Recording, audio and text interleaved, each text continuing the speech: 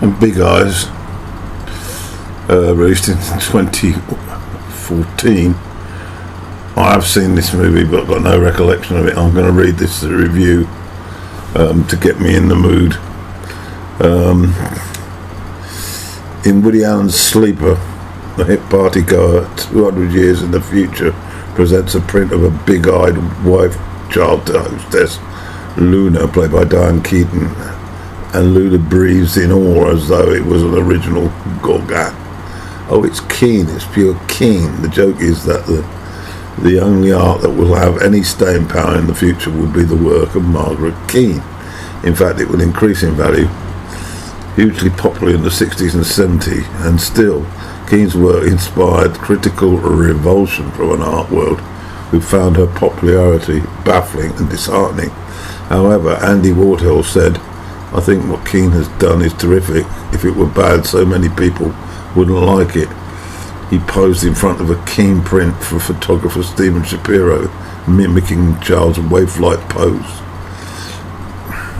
Margaret Keane allowed her husband Walter to take credit for her work for a good period of time in the 60s, and that is the strange story of Tim Burton's latest film, Big Eyes, entertaining in spots, obvious and irritating others, with a one-note ski performance from Christopher Waltz as Walter.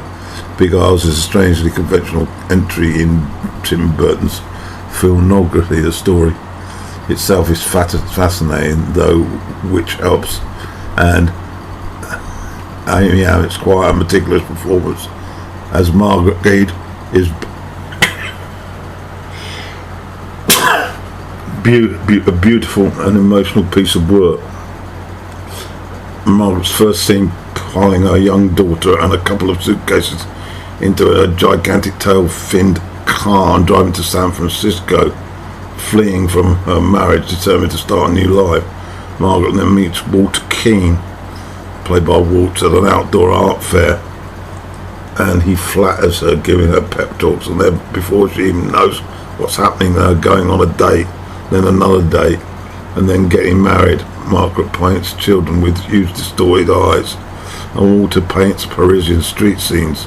He lived on the West Bank for a while, he tells her.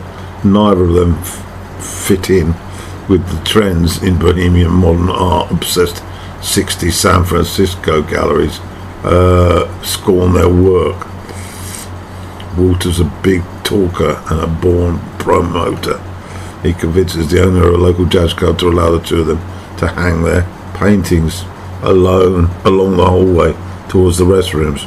One night someone expresses admiration for one of the big-eyed paintings, and Walter, standing right there, takes credit for the work, hoping it will lead to a sale. The moment seems harmless at perhaps a misunderstanding, but then, as Margaret's work starts to take off and his is totally ignored, it happens again. Walter tells his wife that nobody will be interested in buying stuff from lady painters, and besides, she's not good at talking about her own work or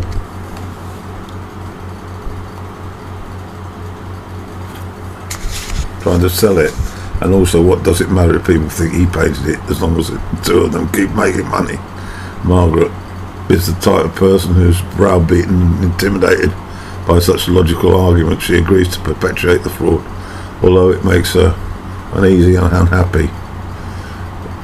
Walter Keane relishes his role as a famous artist. He goes to talk shows, he opens his own gallery, he hustles his way into events, he comes up with a cockamamie story about how he spent time in Europe after the war and was haunted by the devastation by all the orphans. The orphans of the world are his inspiration for the big-eyed children he paints. Meanwhile, Margaret sits hunched in her artist's garret, smoking, churning out the work that has made their fortune. Unable to bask in her own glory, Margaret Keane would never have promoted herself into a worldwide phenomenon. She needed Walter for that. Burton films all of this respectively with no fuss or fanfare, and except for one hallucinatory sequence in a grocery store when every customer stares mournfully at Margaret with hugely exaggerated eyes, The director plays it straight. There's an intermittent voiceover given by a gossip columnist who was interested in Walter Keane. The voiceover helpfully and simplistically explains that women didn't just leave their husbands in those days. Christopher Waltz has been excellent in many fields. He's got a knack for portraying ambition mixed with a smilingly callous approach in getting what he wants. With Walter Keane, Waltz telegraphs to us from the first moment we meet the character, I am an unscrupulous individual. I am very sketchy. I'm up to no good. Waltz can't resist playing the villain, doing so with such relish that he has nowhere to go but into caricature. The performance catches up and up and up until finally he is a complete maniac, culminating in a scene where he tries to burn his house down with his wife still in it. Waltz is obviously enjoying himself very much in the role, but maybe too much. There's a feminist undercurrent to Big Eyes, a sense that someone like Margaret Keane didn't have the language to even understand how dominated by men she was, how much she enforced her own helplessness. When Walter tells her that art by women does just themselves well, Margaret doesn't like it, but she acquiesces. She thinks he's probably right, and he is right. She is in a very lonely position. Shutting out her friends, her daughter, has become her only conduit to the outer world. Screenwriters Scott Alexander and Larry Karaszewski, who also wrote Ed Wood, The People vs. Larry Kent, A Man on the Moon, are clearly interested in popular art, and that is perhaps scorned by the mainstream establishment, but still speaks to a broad and diverse group of people. Margaret King's work was hated by the insiders of the artwork. They hated Walter Keane's hard liner promotional taxes. They hated that paintings lacking their stamp of approval were selling like hotcakes. This attitude is personified in the film by Jason Schwartzman's snobby San Francisco's gallery owner and influential art critic John Canaday, played by Terence Stamp, who described the big-eyed waifs as atrocities. Tim Beaton and his screen artist, I'm going to have to leave. So that's about it. There is a bit more, but as Walter meets Margaret in the market, and she's just given a portrait of a child for $1, he says, "You shouldn't undercut yourself like short change. You should sell yourself," or something to that extent. But he clearly, from a distance, has seen the talent that she has with these portrait paintings of children with big eyes. The sets are quite very colourful, and they remind me of these French sort of painters, world paintings. Their names escape me, but very famous French oil paintings of sort of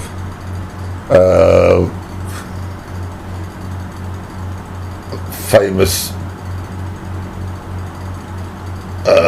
places, like from the Marie Antoinette era. I don't know why I'm saying that, but it's visually very beautiful, this film.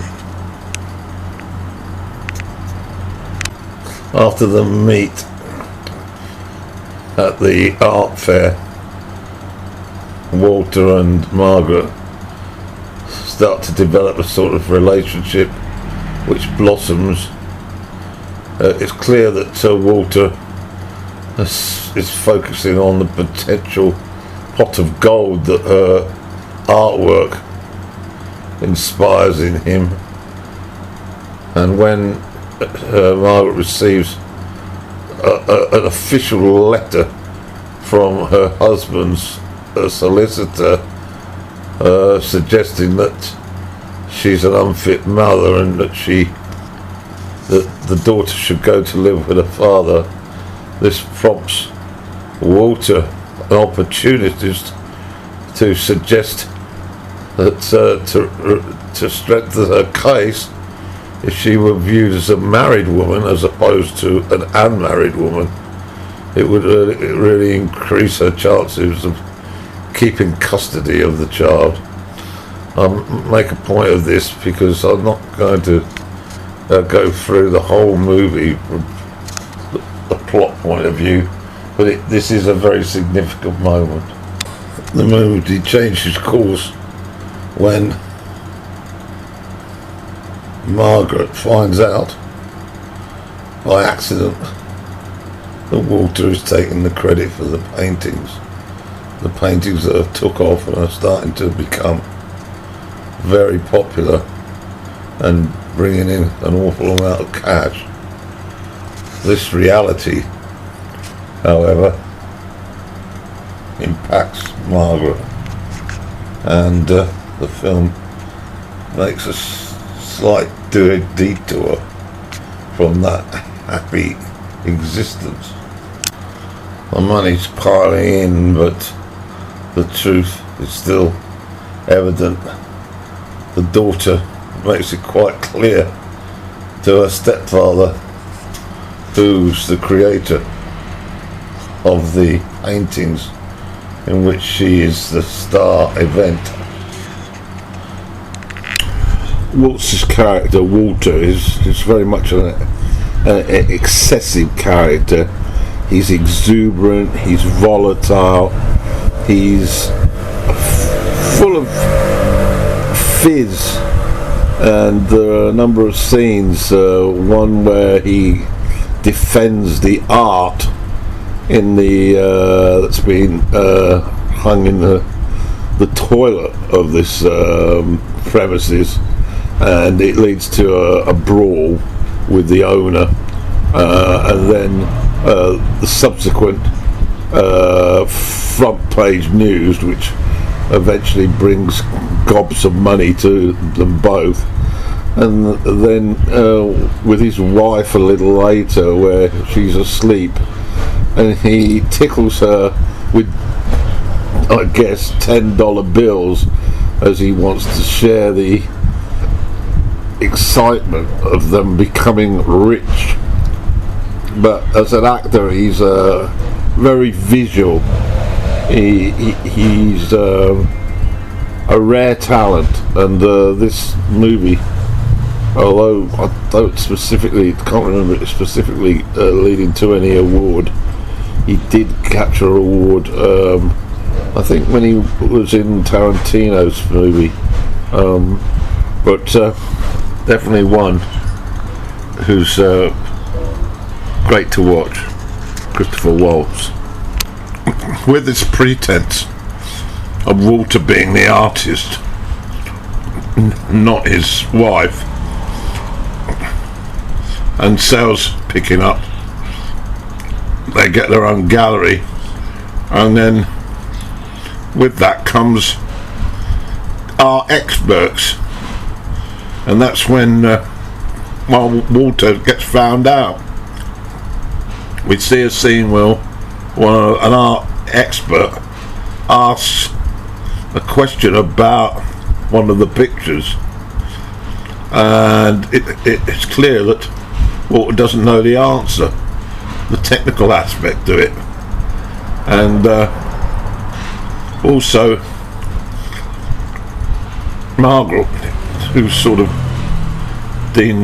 basically delegated to bringing around the drinks, is asked questions that she finds difficult to answer. Lying doesn't come naturally to her, and for Walter, his lack of knowledge falls short, so the cracks continue to spread with regard to this, what appears on the surface to be an innocent lie. It's no more like an innocent lie. Walter's lying didn't start with the author of the art, and the lying starts to bleed in other fronts. Margaret presents Walter with a picture that she wants to sign herself. It's a self-portrait.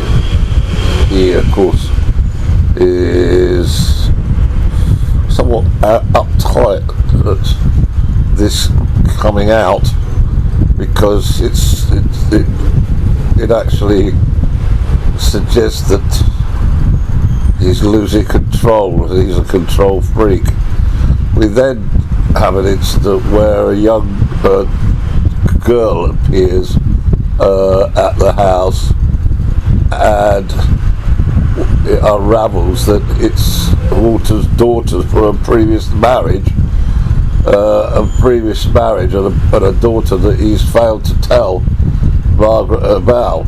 And when she points this out to him, he then points out that he put up with Margaret's daughter. Now, unfortunately, Margaret's daughter is the portrait of all the paintings that have been painted by Margaret.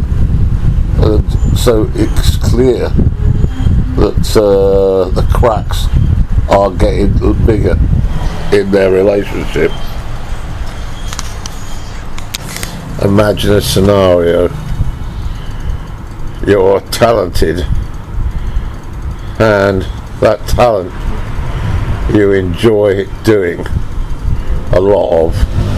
Vis-a-vis, Margaret is a painter, and she enjoys painting, and she enjoys painting this one character in various different settings, and that one character in different settings, she's been told by her partner Walter that that's off limits to everyone.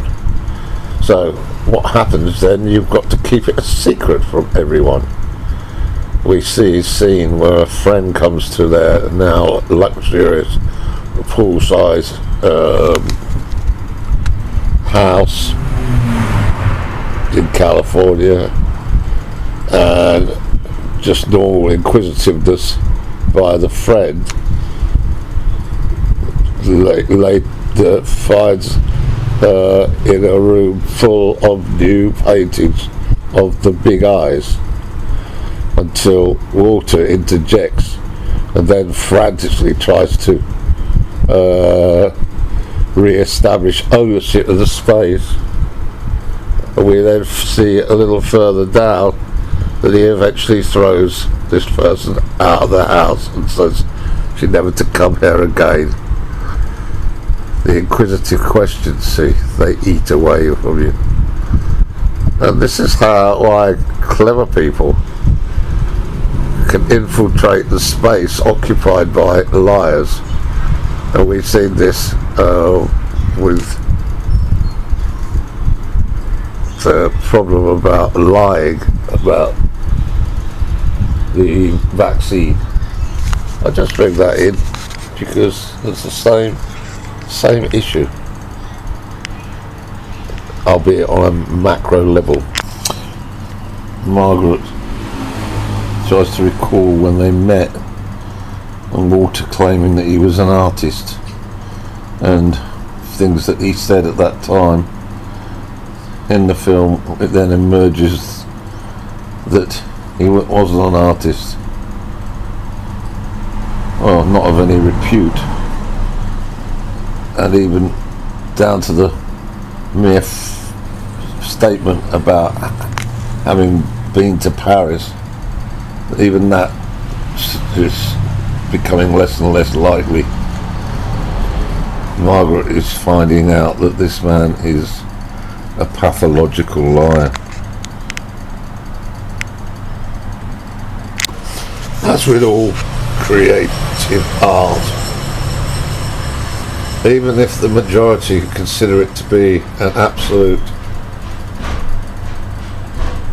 piece of perfection, there are going to be others that see it differently.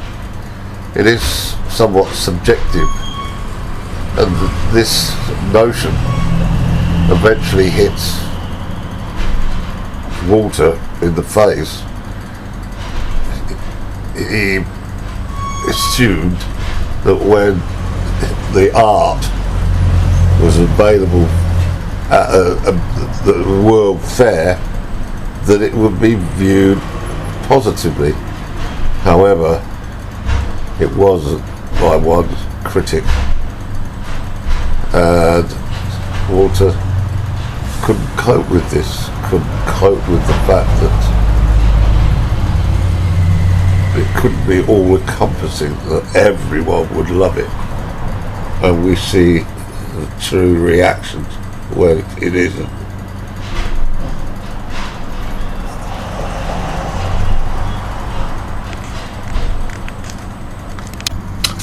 The film then sort of totters really into a phase where Walter's mental health starts to fall apart.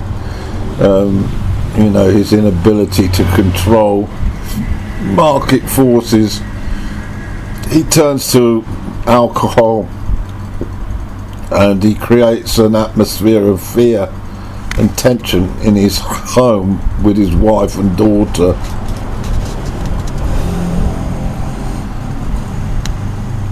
Waltz carries this off very well, but he certainly suggests that psychosis might be round the corner. The movie then sort of moves on to the separation of the two and the complication about the lie. Eventually, although initially Margaret agrees to everything that Walter wants via phone, she eventually talks to an art critic and explains that she painted all the paintings, and Walter then counters by trying to suggest that she's lost her mind. He tries to maintain the lie. Denial, we call it, denial of the truth, a bit like some of the hierarchy around the lie. They deny what clearly are facts, because they can't actually admit to the lie, so they have to continually maintain that lie. Yeah, it's interesting how this this movie has lots of correlations with what's happening politically.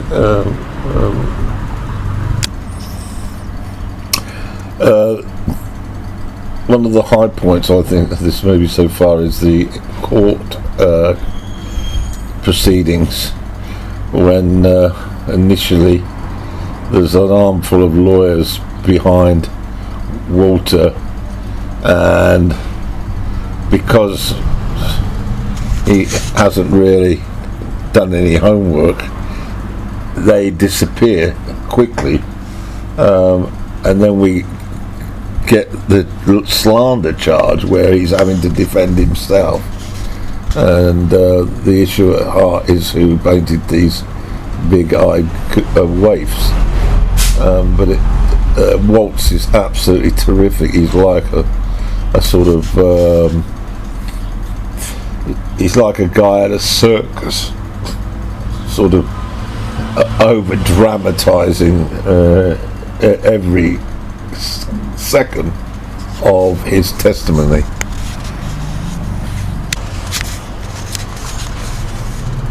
The court resolved the matter in Margaret's favour, but how they did it I will leave to you to find out when you view the movie.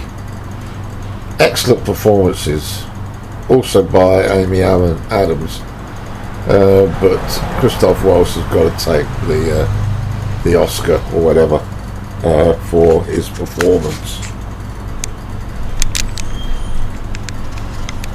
Finally, just a quick note on awards. The BAFA, British Academy of Film Awards, Amy Adams got a nomination for Best Actress in a Leading Role, and there was also a nomination for production design. The Critics' Choice Awards, Lana Del Rey sang Big Eyes, and then the Golden Globes, nomination for Best Actor in a Comedy for Christoph Waltz, and Amy Adams in the same category, comedy or musical, Best Actress, won the award, and it was also nominated for the original song by Lana Del Rey. So there we have it.